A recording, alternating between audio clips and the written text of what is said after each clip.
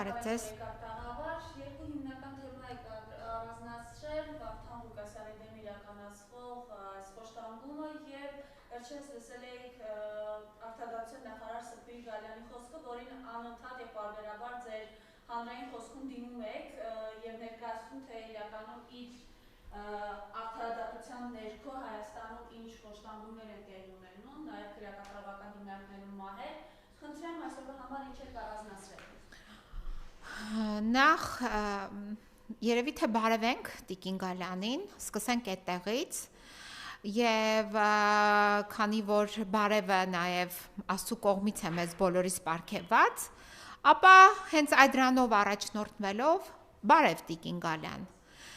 Տիկին Գալյան,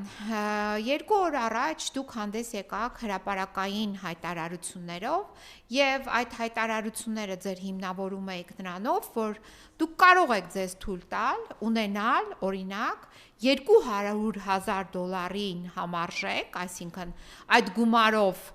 այդ արժողությամբ բնակարան, օրինակ 10 տարի հետո աշխատելով որպես Հավանաբար դուք որպես նշում էիք որպես նախարար կամ պետական պաշտոնյա։ Հավանաբար դա եք նշում կամ չգիտեմ ինչն եք նշում, համենայն դեպս այդպես եք ասում, որ դուք կարող եք ձեզ թույլ տալ ունենալ $200,000 բնակարան եւ դա արդար է եւ դա ճիշտ է եւ դա ազնիվ է։ Հիմա ես ուզում եմ հակադարձել ձեզ, որովհետեւ դա ոչ արդար է, ոչ ազնիվ է, ոչ էլ ճիշտ է, քանի որ դուք որպես պետական պաշտոնյա, ստանձնելով պետական պաշտոնը, ստանում եք ընդհանրապես պետական պաշտոնյային համար նախատեսված աշխատավարձ։ Այդ ձեր աշխատավարձով դուք հնարավորություն կունենայիք հոգալու ձեր անձնական կարիքները, ընտանեկան կարիքները եւ ապրուստի միջոցը։ Դրանից ավել, որpիսի դուք ձեռք բերեիք $200,000 բնակարան, դա հնարավոր չէ։ Ես անձամբ եղել եմ բարձրաստիճան պետական պաշտոնյա 10 տարի եւ այս 10 տարիների ընթացքում ես ինձ չէի կարող թույլ տալ այդ պետական աշխատավարձով ունենալ նման բնակարան, որովհետև պետական աշխատավարձը բավականին ցածր է այնպիսի պետությունում, ինչպիսին է Հայաստանի Հանրապետությունը։ Եվ այսպիսի նաև աղքատ պետական բյուջե ունեցող պետությունում, որը պարտքեր է վերցնում եւ բազմապատկում է իր արտաքին պարտքը, դա հնարավոր չէ։ Հիմա հակադարձման հաջորդ հիմքը։ Տիկին Գալյան, ես ուսումնասիրեցի ձեր կենսագրությունը։ Դուք բավականին երիտասարդ կին եք եւ այս ձեր երիտասարդ կենսագրական տվյալները ինձ հայտնեցին հետեւյալը, որ դուք եղել եք Ղ տելեկոմում աշխատակից։ Այդ Ղ տելեկոմի ձեր աշխատանքային գործունեությունը որպես իրավաբանի Հավանաբար նախատեսել է օրինակ մի մոտավորապես $100,000 աշխատավարձ, ոչ ավելին։ Դուք այդ մասին կարող եք հանրային հաշվետվություն ներկայացնել, օրինակ Ղ տելեկոմում, որ իրավաբան եք, որքան էր ձեր աշխատավարձը եւ որքան էին ձեր խնայողությունները։ Հաջորդը դուք աշխատել եք Հայաստանի Հանրապետության հատուկ քննչական ծառայությունում, էլի մասնագետ որպես Ինչ որ մի քանի տարիներ աշխատել եք այս ծառայությունում որպես մասնագետ, հետո 2019 թվականին դարձել եք այս նույն հատուկ քննչական ծառայությունում կապերի ինչ որ բաժնի, արտաքին կապերի բաժնի պետ։ Լավ, ասենք այս արտաքին կապերի բաժնի պետի աշխատավարձն է թող լինի $150,000 աշխատավարձ 2019 թվականին։ Հետո դուք նոր դառնում եք 2019 թվականից 2020 թվականը արդարադատության նախարարի տեղակալ։ Այստեղից, այսպես ասենք, բացվում է ձեր բախտը, դուք ընդգրկվում եք որպես բարձրաստիճան պաշտոնյա ցանկի մեջ եւ այս բարձրաստիճան պաշտոնյայի աշխատավարձը այս ժամանակահատվածից սկսած հաստատ չէր կարող այնպիսին լինել, որ դուք ձեզ թույլ տայիք $200,000 ունենալ բնակարան։ Հիմա մյուս հիմնավորումը Արդյոք այս որ դուք հայտարարեցիք, որ դուք ունեք կամ կարող եք ձեզ թույլ տալ $200,000 բնակարան գնել, ունենալ,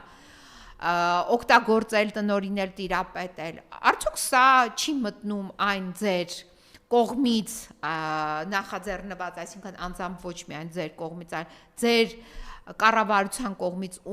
որին դուք անդամակցում եք, այդ կառավարության կողմից այն տրամաբանության մեջ, որ սա ապօրինի հարստացման աղբյուր է եւ այս ապօրինի հարստացման աղբյուրի պարագայում ձեր նկատմամբ չպետք է հարուցվի օրինակ հայց որպես ապօրինի հարստացմամբ, այսինքն ձեռք բերված գույքի հիմնավորմամբ հայց չպետք է հարուցվի։ Ես կարծում եմ պետք է հարուցվի, որովհետեւ այլ կերպ այս $200,000 բնակարանը դուք չէիք կարող ունենալ։ Կամ ձեզ թույլ չէի կարող տալ ենթադրաբար կամ ապագայում, որ ցանկանում եք ունենալ, որովհետև դա անհնար է։ Նույնիսկ 10 տարի հետո, լինելով Հայաստանի Հանրապետության արդարադատության նախարար, դուք հնարավորություն չեք ունենալ նման բնակարան։ Ինչու չեք ունենա, որովհետև նման աշխատավարձ պետական պաշտոնյայի համար նախատեսված չէ, իսկ բարձր աստիճան պետական պաշտոնյան ամբողջ ծավալով աշխատանք է իրականացնում որպես պետական պաշտոնյա, դուք իրավունք ունեք իհարկե մանկավարժական գործունեությամբ զբաղվել, բայց դա ժամանակատար է, ես չգիտեմ ինչ դասավանդումներ ունում եք ընդգրկված, այսինքն ինչ դասեր եք տալիս, ինչ ակադեմիական ինչ-որ ժամեր ունեք, ինչ որ ուսումնական հաստատություններում, բայց դրանց աշխատավարձը նույնպես չնչին է, հետևաբար դուք չեք կարող ձեզ թույլ տալ ունենալ $200,000 բնակարան։ Եվ հաշվի առնենք, որ դուք, ես չգիտեմ ձեր ծագնումաբանությունը, այսինքն դուք չէիք կարող ունենալ նման ժառանգություն եւ դուք չեք խոսում ժառանգության մասին, որ այդ գույքը դուք ձեռք եք բերել որպես ժառանգություն կամ այդ $200,000 բնակարանը դուք խոսում եք ձեր աշխատանքի մասին։ Հիմա դուք նաև նշեցիք, որ դուք շատ լավ աշխատող եք, շատ լավ եք աշխատում։ Ես դրա հետ նույնպես համաձայն չեմ եւ հակադարձում եմ ձեզ, որ դուք շատ վատ եք աշխատում, Տիկին Գալյան։ Տիկին Գալյան, դուք այնքան վատ եք աշխատել, որ ընդամենը 1 ամսվա ընթացքում, վերջին 1 ամսվա ընթացքում Հայաստանի Հանրապետության քրեակատարողական հիմնարկում արձանագրվեց եւս 2 մահվան դեպք, այսինքն այս տարվա ընթացքում մենք ունենք արդեն քրեակատարողական հիմնարկներում 22 մահացած կալանավոր, այսինքն սա խոսում է ձեր վատ, շատ վատ աշխատանքի մասին, երբ մարդը կալանավորը մահանում է քրեակատարողական հիմնարկում, սա խոսում է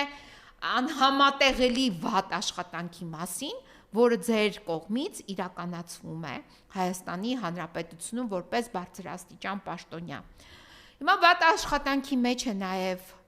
մտնում, ձեր կողմից վատ աշխատանքի մեջ է մտնում, օրինակ իմ պաշտպանյալի Վարդան Ղուկասյանի կալանավայրում պահման պայմանները։ Կալանավայր, որը դուք արդեն բավականին ժամանակ է արդարադատության նախարար եք, բայց արդարադատության նախարարություն մուտք գործելու համար մենք մուտք ենք գործում սկզբից մի հաստատություն, որը կոչվում է ԱԾ, այսինքն մենք մուտք ենք գործում իրավապահ մարմինների համակարգ եւ այդ իրավապահ մարմինների համակարգից հետո նոր կարողանում ենք մուտք գործել ձեր կողմից ղեկավարվող արդարադատության նախարարություն։ Գոնե այս մուտքը առանձնացնեիք, Տիկին Գալյան։ Այս մուտքը չի առանձնացրել նախորդ իշխանությունը, այս մուտքը ապահովվել է նաև խորհրդային իշխանությունը։ Հիմա եթե դուք այդ այսպես իհարկե ճակերտավոր հեղափոխության ներկայացուցիչներ եք, գոնե այս մուտքի առանձնացումը ապահովեիք, գոնե ստեղծեիք պայմաններ, որ իրավաբանները, փաստաբանները, նաև այլ ծառայություններ մատուցողները կարողանային մուտք գործել ձեր կողմից ղեկավարվող արդարադատության նախարարության օրինակ Երևան կենտրոն քրեակատարողական հիմնարկ, ոչ թե մուտք գործելով ԱԱԾ, հետո նոր մուտք գործեինք արդարադատության նախարարության այդ հիմնարկը։ Այսինքն այս մուտքը նույնիսկ չեք կարողացել առանձնացնել, դուք եք խոսում լավ աշխատանքի մասին, սա ուղղակի եթե իմ ուսուցիչը լիներ, օրինակ ռուսաց լեզվի ուսուցիչը լիներ Մելանիա Գեղամովնան, ինքը ուղղակի մի հատ շատ լավ կարմիր գույնով 2 կնշանակեր ձեզ։ Այսինքն այսպես կգնահատեր ձեր աշխատանքը կատարած։ Հիմա անցնենք մյուս հարցին կապված կալանավորման պայմանների հետ։ Ուրեմն եւ կալանավորման պայմանը օրինակ Երևան քրեակատարողական հիմնարկում բացարձակ չի համապատասխանում Հայաստանի Հանրապետության կողմից ստանձնած միջազգային պարտավորություններին։ Դուք երբ եք այցելել վերջին անգամ Երևան քրեակատարողական հիմնարկ եւ այնտեղի բանտախցեր, որտեղ պահվում են քաղաքական դրդապատճառներով կալանավորներ, մասնավորապես իմ պաշտպանյալ Վարդան Ղուկասյանը։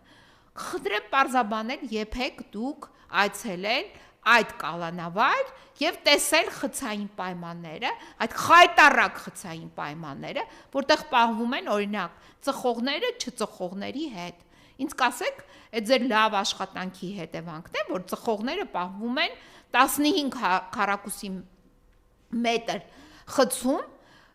ծխողը չծխողի հետ։ Ինձ կասեք, սա լավ աշխատանքի արդյունք է, թե վատ աշխատանքի արդյունք է։ Իմ գնահատմամբ սա խայտառակ վատ աշխատանքի արդյունք է։ Ինձ կասեք, ձեր կալանավայրերում երբ մարդիկ մահանում են, այդ ինչպես եք դուք համագործակցում օրինակ Կամո Մանուկյանի կողմից ղեկավարված ՊՕԱԿ-ի հետ, երբ կալանավորը ինքն է օրինակ չափում իր ճնշումը, երբ կալանավորը ինքն է վերահսկում շաքարի պարունակությունը արյան մեջ, ինքն է չափումներ անում, ինքն է իրեն դեղորայք նշանակում։ Ինձ կբացատրեք, այս ոնց է լինում եւ ձեր համագործակցությունը այս առումով ինչպիսին է եւ ձեր պատասխանները ինձ, Տիկին Գալան, որ դուք հրաժարվում եք կատարել ձեր պարտականությունները, վերահասցեագրելով, որ այս խնդիրը ձեր կոմպետենցիայի մեջ չէ։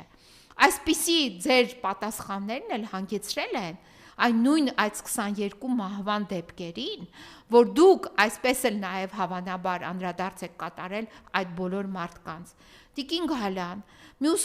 հիմնավորումը, ձեր կալանավորման պայմանների հետ կապված ես 2 հրատապ միջոցի դիմում բողոք եմ ներկայացրել Մարդու իրավունքների եվրոպական դատարան, մեկը Լիաննա Հարությունյանի եւ իր փոքրիկի Սոնիի դեպքով էր, Ջուլիայի դեպքով էր, Ջուլիա Սոնիի դեպքով էր, մյուսը պարոն Սամվելյանի դեպքով էր։ Պարոն Սամվելյանի վերաբերյալ այնքան նամակագրությունը երկար տևեց, մինչև Մարդու իրավունքների եվրոպական դատարանը որոշում կայացրեց, որ դուք պատշաճ չեք իրականացնում, այսինքն Հայաստանի Հանրապետությունը պատշաճ չի իրականացնում իր պարտականությունները։ Սա լավ աշխատանք է, թե վատ աշխատանք է, երբ միջազգային դատարանը Հայաստանի Հանրապետության վատ պարտավորությունները խախտելու, կոնվենցիան խախտելու վերաբերյալ որոշումներ է կայացնում։ Սա խայտառակ վատ աշխատանքի մասին է խոսում։ Ձեր կողմից ղեկավարվող հիմնարկների խայտառակ աշխատանքի մասին է խոսում։ Պարոն Վարդան Ղուկասյանը բազմիցս դիմել է ձեզ կապված իր խցային պայմանների հետ։ Դուք այդ հարցով որևիցե դրական գործառույթ իրականացրել եք, իհարկե ոչ։ Հիմա անցնում եմ մեկ այլ դեպքին, որը տեղի ունեցավ Արմավիր քրեակատարողական հիմնարկում։ Մինչ այդ ես արդեն իսկ դիմել էի եւ գլխավոր դատախազին, եւ Մարդու իրավունքների պաշտպանին, եւ փաստաբանների պալատին, որ ձեր կողմից ղեկավարվող, այսինքն ձեր կոմպետենցիայի տակ գտնվող եւ ձեր ընկերուհի Ծովինար Թադևոսյանի կողմից ղեկավարվող հիմնարկներում ինձ թիրախավորել են եւ իմ պաշտպանյալի չեն թույլ տալիս, նույնիսկ խախտել են իմ եւ իմ պաշտպանյալի կոնֆիդենցիալ հաղորդակցվելու իրավունքը, հիմնարար իրավունքը,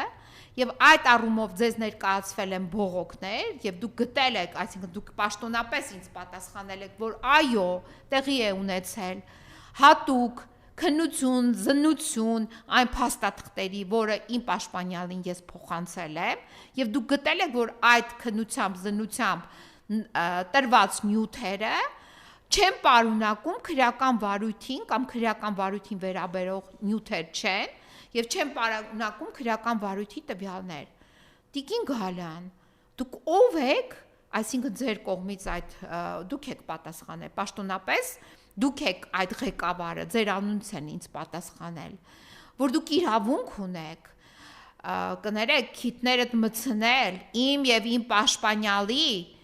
պաշտոնական, կոնֆիդենցիալ, փաստաբանական գաղտնիք պարունակող հաղորդագրությունների մեջ։ Դուք ով եք։ Սա ձեր խայտառակ վատ աշխատանքի մասին է այս արձանագրումը եւ այս արձանագրումը, որը դուք ընդունել եք, որ այո,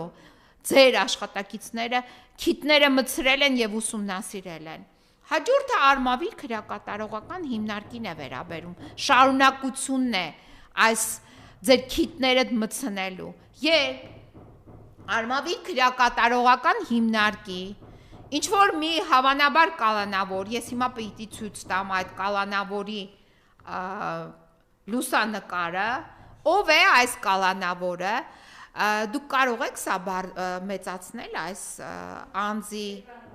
էկրանը ավելի մեծ, այս անձը ով է, երևում է ձեր մոտ։ Տիկին Գալյան ով է այս անձը, սա կալանավոր է, թե ով է, ես չգիտեմ, այս անձը իմ նկատմամբ թույլ է տվել ապօրինություն Արմավիր քրեակատարողական հիմնարկում եւ այս անձի նաեւ գլխավորությամբ մինչ այս պահը իմ հեռախոսը հափշտակված է եւ գտնվում է հավանաբար իր մոտ կամ ես չգիտեմ սա ով է այս անձը Այս անձի վերաբերյալ դուք ինչ տվյալներ ինձ կարող եք հայտնել, ով է այս անձը, նորից ցույց տամ, ով է այս անձը, որը գտնվել է Արմավիր քրեակատարողական հիմնարկում, նոյեմբերի 32, 2025 թվականի եւ ինձանից այս անձի նաեւ գլխավորությամբ հափշտակվել է իմ անձնական իր պարունակող հեռախոսը, որի վերաբերյալ դուք հայտնել եք, որ Դուք նաև այդտեղ եք քիթներդ մտցրել եւ պարզել եք հեռախոսի միջամտել եք հեռախոսին եւ ինչ որ պարզումներ եք արել։ Դուք ինչ իրավունքով եք դիպչել իմ հեռախոսի պարունակությանը եւ ինչ իրավունքով է այս անձը, ով է սա, կալանավոր է, որ իմ նկատմամբ ապօրինի գործողություն է թույլ տվել։ Այս մասին ես հաղորդում ներկայացրել եմ Եվ մինչ այս պահը չունեմ դրա պատասխանը։ Հիմա հաջորդին անցանք։ Հաջորդը ես այցելել եմ Արմավիր քրեակատարողական հիմնարկ, որպեսզի տեսնեմ Արմավիր քրեակատարողական հիմնարկի պետ Գարիկ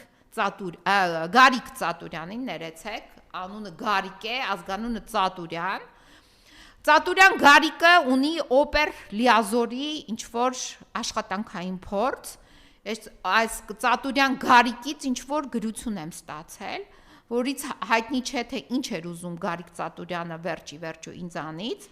այդ գրությանը ես պատասխան ներկայացրել եմ, հիմա այս Գարիկ Ծատուրյանին ուզում էի տեսնել և պարզել, թե ով էր այդ սևազգեստ, այդ տղամարդը, որը իմ նկատմամբ ապօրինություն գործեց։ Պարզվեց Գարիկ Ծատուրյանը տեղում չէր, ես այդ տեսանյութը նաև հրապարակված է հանրային տիրույթում, ձեզ էլ նաև հասանելի է, ինձ կասեք Գարիկ Ծատուրյանը որտեղ էր, ըստ որոշ տվյալների մեկ ասում է երևի մտել էր սեղանի տակ, ես չգիտեմ, կամ հատուկ կարիքների համար դուրս էր եկել, բայց ավելի ճիշտ է, ես ավելի հիմնավոր կասկած ունեմ, որ Գարիկ Ծատուրյանը, քանի որ տեսնում էր, որ ես գալիս եմ դեպի իր աշխատասենյակ, ուղղակի աշխատասենյակից փախուստի էր դիմել, որպեսզի չպատասխանի իմ հարցերին, ուր է գտնվում ինձանից հափշտակված իմ անձնական իր հանդիսացող եւ իմ անձնական եւ ընտանեկան կյանքին վերաբերող նյութ պարունակող իմ հեռախոսը որտեղ է գտնվում եւ այդ ձեր Գարիկ Ծատուրյանը տեղում չէր ուր էր ձեր Գարիկ Ծատուրյանը եթե լավ աշխատանք եք իրականացնում ապա պետք է իմանաք ուր էր Գարիկ Ծատուրյանը եւ ընդհանրապես ոչ է նրան փոխարինող կար Գարիկ Ծատուրյանին եւ ուր է իմ հեռախոսը որտեղ եք պահում ինչի համար եք վերցրել ով էր այդ տղամարդը այս բոլոր հարցերը ձեզ եմ ուղում եւ մի բան էլ կարող եմ խորհուրդ տալ որպես օրինակ երիտասարդ կին ով իմ երեխայի մոտավորապես տարիքի է ձեր արտաքին տվյալները կարծում եմ բավարարում են օրինակ կարող եք մի քանի դասեր ստանալ տիկին Քիմ Քարդաշյանից եւ ձեզ դրսեւորել այդ ասպարեզում ռեալիթի շոու կամ այլ ասպարեզներ, այսինքն բեմական ասպարեզում եւ այդտեղ դուք համոզված եմ այդ $200,000 բնակարանի գումարը կարող եք վաստակել եւ իրավաբանության հետ կապված ձեր գործառույթները այսպիսի գործառույթները, որը իրականացրել եք, թողնել մեկ այլ անձի, ով պրոֆեսիոնալ, բարեխղճորեն, սրտացավ իրականացնի այդ բոլոր աշխատանքները, որը դուք չեք կարողանում իրականացնել։ Սա ձեզ որպես գնահատական։ Հիմա հարգելի հայրենակիցներ ցանկանայի անդրադառնալ բոլոր այն իրադարձություններին, որոնք առնչվում են իմ պաշտպանյալներ Վարդան Ղուկասյանի եւ Սպարտակ Ղուկասյանի հետ։ Երկու դատական նիստ է նշանակված իրար հետևից, կարելի է այդպես ասել։ Մեկը տեղի է ունենալու երկուշաբթի օրը, ամսի 15-ին, դեկտեմբերի 15-ին, երկու նիստերն էլ լինել տեղի են ունենալու հակակոռուպցիոն դատարանում եւ մինիստրը ամսի 15-ին է ժամը 12-ին դատավոր Մերի Մուսինյանի նախագահությամբ եւ մյուս նիստը առաջին անգամ պարոն Վարդան Ղուկասյանի գործը,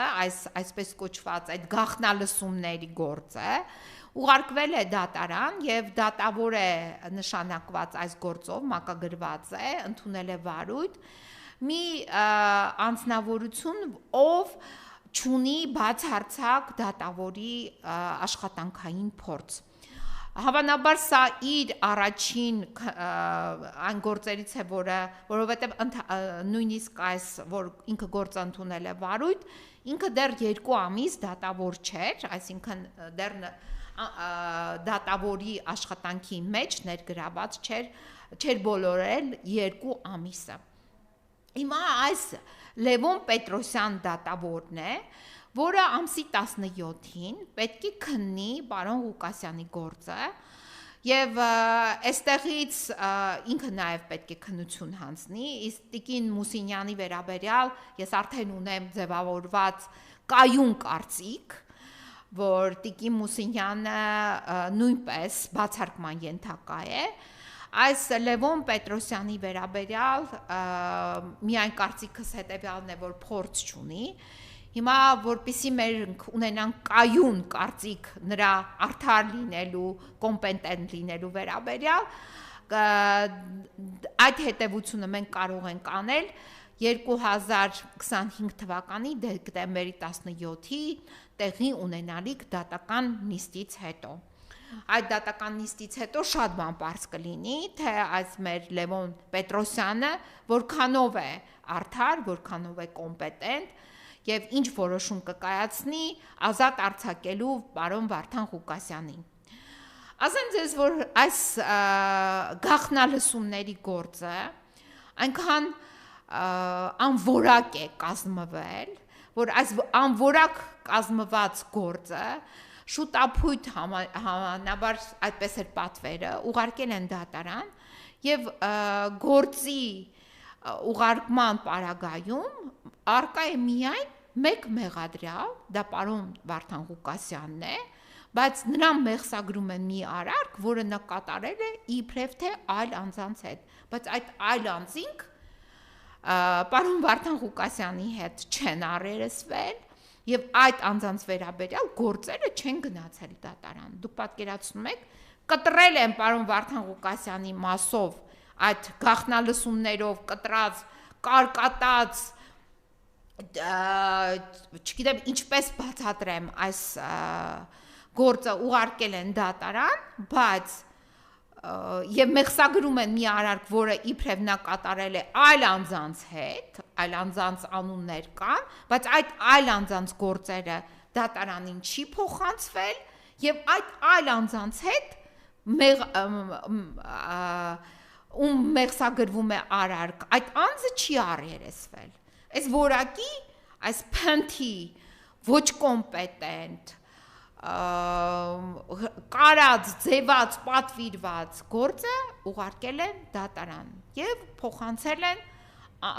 մի անփորձ դատավորի Լևոն Պետրոսյանին։ Գործից միայն ասեմ, որ փաստորեն պարոն Ղուկասյանը դեռ չստանձնած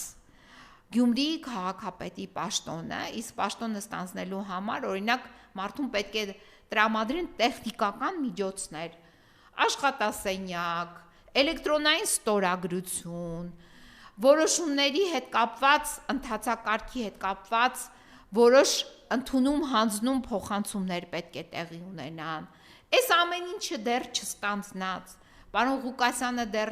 մուտք չգործած աշխատասենյակ, ստորագրությունը չստացած եւ այլն, բարձվում է մի հատ օպեր լիազոր, ով իրավասու է կատարել օպերատիվ հետախուզական միջոցառումներ հակակոռուպցիոն կոմիտեից, ծննդաբերում է մի զեկուցագիր եւ զեկուցում է, որ իրեն անհրաժեշտ է իրականացնել օպերատիվ հետախուզական միջոցառումների համալիր գործողություններ։ Այս օպերը մեր Աղաջանյանը, այս օպեր լիազորը հակակոռուպցիոն կոմիտեից այս փաստաթուղթը ծննդաբերում է, դեռ երբ պարոն Ղուկասյանը չէր գնացել իր աշխատասենյակ, այսինքն քաղաքապետի աշխատասենյակ, որպեսզի սկսի աշխատել որպես քաղաքապետ, դեռ մուտք չէր գործել, պատկերացնում եք, այսինքն մենք ինչ ունենք, եւ այս մասին մենք իմանում ենք, երբ այս ոչ կոմպետենտ, որ ասեցի, այս գործը որոշում են ուղարկել դատարան եւ մեզ հայտնում են նախաքննության ավարտի մասին եւ թույլ են տալիս ծանոթանալ գործի նյութերի հետ։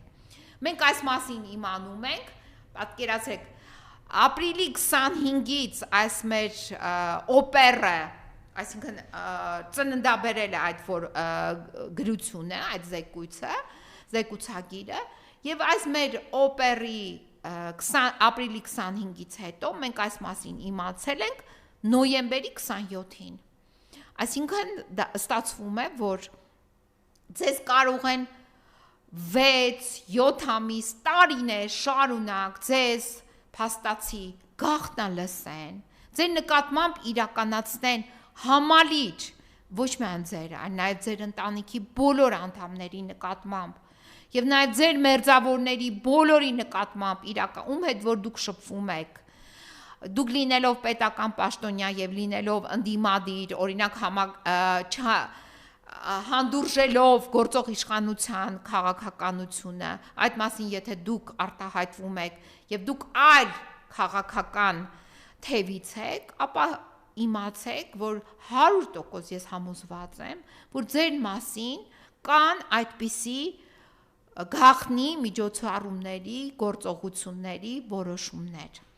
Եվ այս որոշումի մասին մենք իմանում ենք, երբ գործը ուղարկում են դատարան, այսինքն երբ մենք արդեն ծանոթանում ենք գործի նյութերի հետ։ Դուք ուրեմն ձեր մասին էլ ինչ որ միտեղ դա կլինի հակակոռուպցիոն կոմիտեն, այդ օպերները, կամ ազգային անվտանգության ծառայությունը, այդտեղի օպերները, Սենց դավթարներով ինչ որ բաներ են հավաքում, ձեզ լսում են, ոչ միայն ձեզ, ձեր ընտանիքի անդամներին, այլ մերձավորներին, ում հետ դուք շփվում եք։ Այսինքն, ում հետ դուք շփվում եք, եթե դուք բարձրաստիճան պաշտոնյա եք կամ ընտրովի պաշտոն եք զբաղեցնում այլ քաղաքական հայացքներով, ոչ համընկնող օրինակ այս գործող իշխանության հայացքների հետ, ապա դուք չկասկած եք։ Դուք ձեր մերձավորները, ում հետ որ դուք շփվում եք, ձեզ բոլորիդ գաղտնալսում են, ձայնագրում են, տեսաձայնագրում են, ձեր նկատմամբ իրականացնում են ներքին եւ արտաքին դիտում, ձեր նամակագրությունը քրքրում են։ Հիմա դուք տեսեք, ես ունենալով պաշտպանի, փաստաբանի կարգավիճակ, ում գաղտնալսել այս կոնֆիդենցիալ գործի առումով տեղեկությունը ստանալը անթույլատրելի է, դա ապօրինի է։ Այս մարդիկ, այսինքն Տիկին Սրփուի Գալյանի հիմնարկում են, որ ցույց տվեց այդ սև հագուստով մարդը, նույնիսկ մտել է քիթը մցրել է իմ անձնական հեռախոսի մեջ։ Նրանք նաև քիթը մցնում են իմ եւ պարոն Վարդան Ղուկասյանի հաղորդագրությունների մեջ, որոնք պարունակում են փաստաբանական գաղտնիք։ Սա է այս օրվա այս իշխանության դիմագիծը, էությունը եւ նաեւ քաղաքականությունը։ Այս քաղաքականությունը իհարկե մեր կողմից մերժվում է։ Այս քաղաքականության վերաբերյալ մենք ներկայացրել ենք բազմաթիվ, այսինքն տեղատարապ բողոքներ այս քաղաքականության հետ համաձայն չլինելու համար, եւ այս տեղատարապ բողոքները վերջի վերջո թակելու են մեր Սրփուի Գալյանի դուռը եւ այս այն ապօրինի հարստացման, բռնագանձման հայցերով ապագայում դիմելու ենք դատարաններ եւ ձեզանից բռնագանձելու են այդ ձեր 200,000-անոց այդ ձեր բնակարանը, որը դուք ըստ էության ոչ թե ձեռք եք բերել քրտինքով, աշխատավարձով, այլ մեթոդներով եք ձեռք բերել։ Ես այդ կարծիքը ունեմ, որովհետև համադրելով ձեր աշխատավարձը եւ ձեր կողմից հրապարակված 200,000-անոց դոլարով բնակարանը հնարավոր չէ ձեռք բերել։ Այսինքն ապագայում մենք ձեր նկատմամբ ներկայացնելու ենք ապօրինի հարստացման, բռնագանձման հայցեր, Տիկին Գալյան։ Սա դուք ի նկատի ունեցեք։ Եվ բացի այդ, որ ի նկատի ունեցեք, նորից եմ ձեզ հորդորում, կարող եք վերցնել, խնդրել Տիկին Քիմ Քարդաշյանին, թող ձեզ մի քանի դասեր տա, դուք ունեք բավականին տվյալներ, իհարկե դա իմ սուբյեկտիվ կարծիքն է, այդ ոլորտում, այդ շոու բիզնեսի ոլորտում ձեզ ներկայացնելու եւ այնտեղ ունենալու հաջողություններ եւ այդ հաջողությունների արդյունքում ունենալու այդ ձեր երազած 200,000-անոց դոլարանոց բնակարանը, ինչու՞ չէ։ Դուք կարող եք ոչ թե 200,000, այդ ոլորտում դուք կարող եք ունենալ ավելի մեծ նվաճումներ, 2 միլիոն, 200 միլիոն։ Դա ձեր ապագան, դուք երիտասարդ եք, տեսեք այդ ոլորտում, թողեք իրավաբանությունը, թողեք այդ պաշտոնը։ Դուք ոչ իրավաբանության մեջ եք լավ աշխատում որպես իրավաբան, ոչ էլ այդ պաշտոնում։ Այսքան։